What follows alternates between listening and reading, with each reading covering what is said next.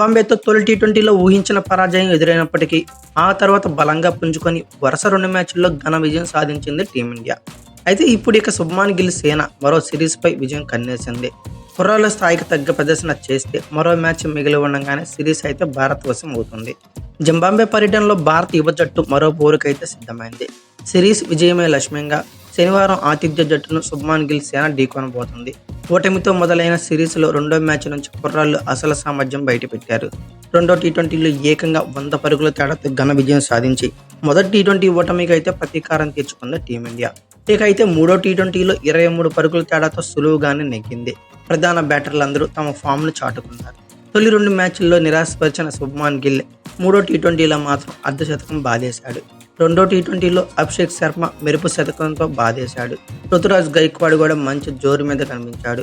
అయితే యశస్వి తన తొలి మ్యాచ్లో ఆకట్టుకున్నాడు. వీళ్ళు ఇదే జోరు కొనసాగిస్తే భారత్కు మరోసారి తిరుగుండదనే చెప్పుకోవచ్చు. ఇక మిడిల్ ఆర్డర్ బ్యాటర్లకు సిరీస్లో పెద్దగా ఆడే అవకాశం అయితే రాలేదు. ఈ మ్యాచ్లో దుబే, రింకు సింగ్లకు ఛాన్స్ వస్తే ఎలా ఆడతారో చూడాలి. ఇక బౌలింగ్ ఆశాజనకంగానే కనబడుతుంది. పేసర్లు అవేష్ ఖాన్, అలాగే ముఖేష్ కుమార్, ఖలీల్ అహ్మద్, స్పిన్నర్లు Ravi Bishnoi, all-round spinner Washington Sundar చక్కటి ప్రదర్శన చేస్తున్నారు. గత మ్యాచ్లో వాషింగ్టన్ సుందర్ అద్భుతమైన ప్రదర్శన చేశాడు. గత మ్యాచ్లో మాత్రం ఇన్నింగ్స్ ద్వితీయార్థంలో బౌలింగ్లో మాత్రం కొంచెం గాడి తప్పింది. బౌలర్ల చివరి వరకు పట్టు కొనసాగించాల్సిన అవసరం అయితే ఉందనే చెప్పుకోవచ్చు. మరోవైపు జింబాబ్వే బౌలర్లకు కూడా బాగా కలిసి వచ్చింది. తొలి టీ20లో అనూహ్య విజయం సాధించింది. కానీ ఆ తర్వాత కంప్లీట్గా తేలిపోయింది. ఫీల్డింగ్ ఆ జట్టుకు పెద్ద సమస్యగా మారిపోయింది. బ్యాటింగ్లో మ్యాచ్ రాణిస్తున్నారు తప్ప సమిష్టిగా సత్తా చాటడం లేదు. కెప్టెన్ సికిందర్ రాజా, బెనెట్, ముజర్బానీ, మేయర్సెల్ మీద ఆ జట్టు ఆశలైతే పెట్టుకుంది. సిరీస్ నిలవాలంటే ఖచ్చితంగా గెలవాల్సిన మ్యాచ్లో ఆతిథ్య జట్టు ఏమాత్రం పోరాడుతుందో చూడాలి.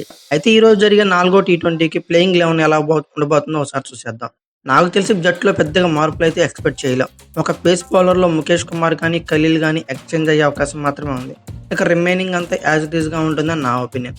ఓవరాల్గా టీమిండియా స్క్వాడ్ ఒకసారి పరిశీలిస్తే శుభ్మాన్ గిల్, యశస్వి జైస్వాల్, అభిషేక్ శర్మ, రుతురాజ్ గైక్వాడ్, సంజు శాంసన్, శివం దుబే, రింకు సింగ్, వాషింగ్టన్ సుందర్, రవి బిష్ణోయ్, అవేష్ ఖాన్, ముఖేష్ కుమార్ ఆర్ ఖలీల్ అహ్మద్ ఇలా ఉన్నారు. మీ ఒపీనియన్ ప్రకారం 4th టీ20కి ప్లేయింగ్ 11 ఎలా ఉండబోతుందో కామెంట్ బాక్స్లో పిన్ చేయండి. అలాగే ఈ వీడియో కనుక మీకు నచ్చినట్లయితే like, share, comment plus subscribe చేసుకోండి. అలాగే పక్కనే ఉన్న బెల్ ఐకాన్ నొక్కడం మాత్రం మర్చిపోకండి.